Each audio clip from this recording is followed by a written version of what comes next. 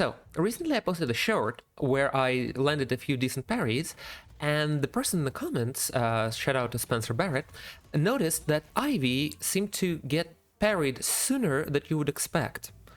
And I reviewed the footage a couple of times while I was editing, and I noticed it too.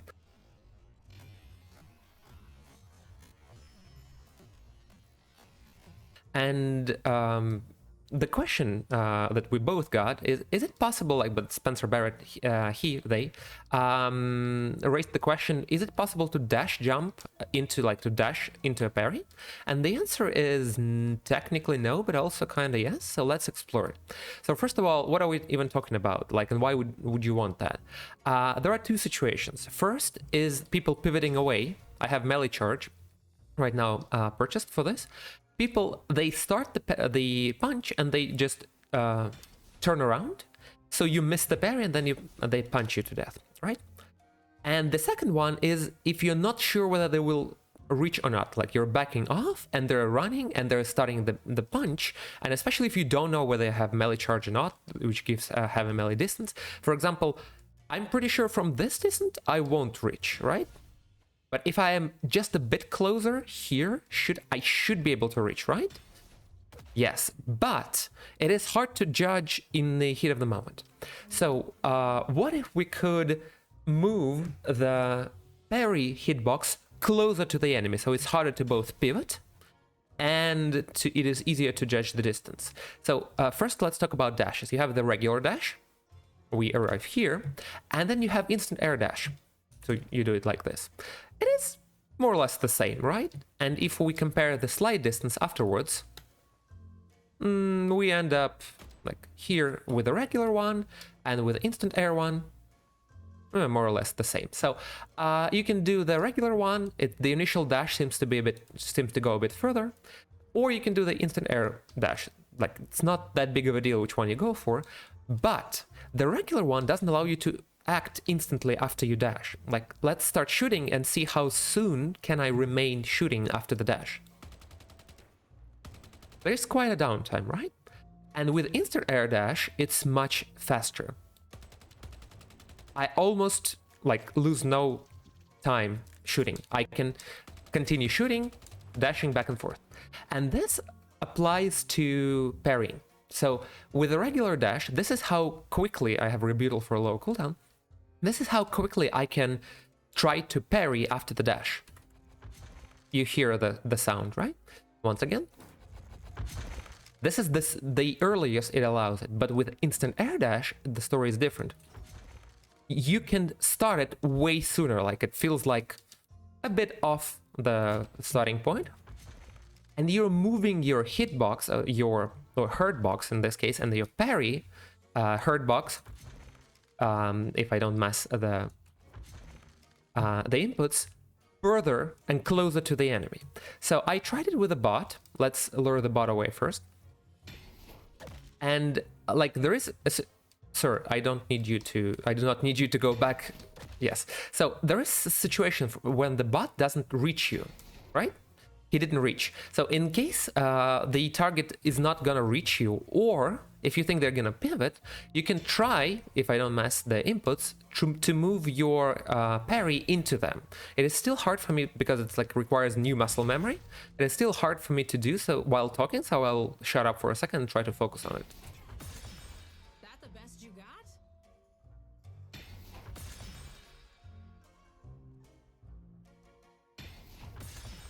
It seems to be quite consistent.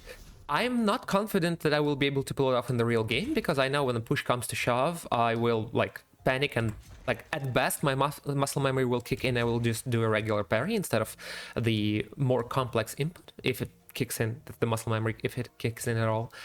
But it feels like you can do, especially if they're far away, there's something you can do. If you're sharp, if you have low ping. Actually, I'm not the expert on how the ping, if there is any kind of like a ping compensation, like rollback kind of like in fighting games effect here in play. But if your ping is low, if the network issues are not that big of an issue, right? And if you're sharp with the reaction, you're like waiting for them to punch, you can try to move your parry into them. right? With the instant air dash, it's possible. I will start trying it as soon as I get to play, to today or tomorrow, and I will report on how effective it is in game, whether it's practical or not. It seems like it is quite practical. After I did the initial testing, I did the research, and I found the Reddit post from a year ago, so when the game just was first made public, about the dash parry technique. So it's not new. And let's quickly cover what was mentioned in the Reddit post. So the first one is you dash, you cancel your regular dash with a crouch, and then you parry.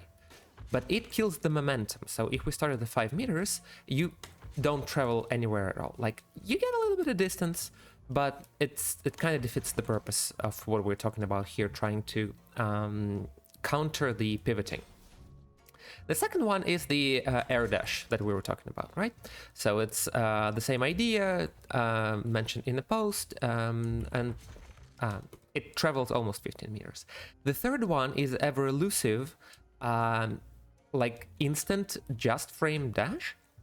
So the idea is that you press parry and dash at the same time while moving forward, and the input it's insanely precise. Most of the time you will get either a parry or a dash, but not the actual effect. I got it second try, but it is really hard to replicate. It is, in my opinion, it feels like it is very close to an actual just frame, like in fighting games, where you have to press the buttons exactly at the same time, and if you fail, you don't get the desired outcome. Like in Tekken, there is a famous move by a Mishima family called the Wind God Fist, and if you don't do the just frame, you get the regular uppercut, but if you do the just frame input, you get the electric Wind God Fist, which is the best move in the game.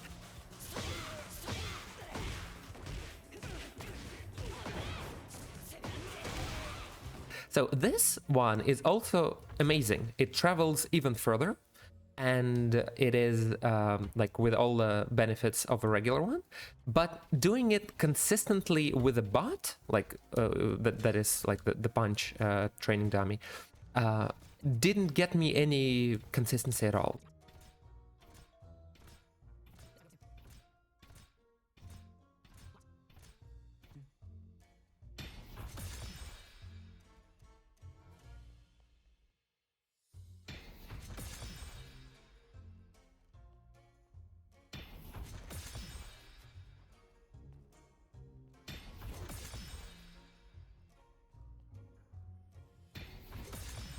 That the best you got? So I think it is much safer to just do a air dash version, because even though you don't start the parry instantly, you travel almost the same distance, and it's like with a little bit of practice, it's extremely consistent. While the other one, it is most of the time you don't get, and depending on which one you press first, you'll get either the dash or the parry. If you think about pressing the parry first, you will always get the parry, and sometimes you will get the actual slide. In this case, you don't lose much for trying it, because you'll still get a parry, right?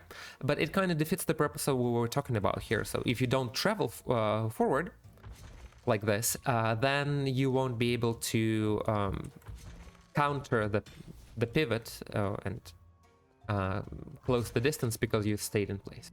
I don't see people doing the air dash parry at all. Maybe I'm just late to the party and I didn't get the memo, and people just decided that it's a bad thing to do. And the post is 1 year old, but I'm curious what you think. Like, I guess let's bring the conversation back up to discuss it. And like, if you do it, if you tried it, what do you think are the negatives and the downsides of this technique? And why do you think we shouldn't go for it when we try to parry? That the best you got? All right, so let me know what you think, and see you next time.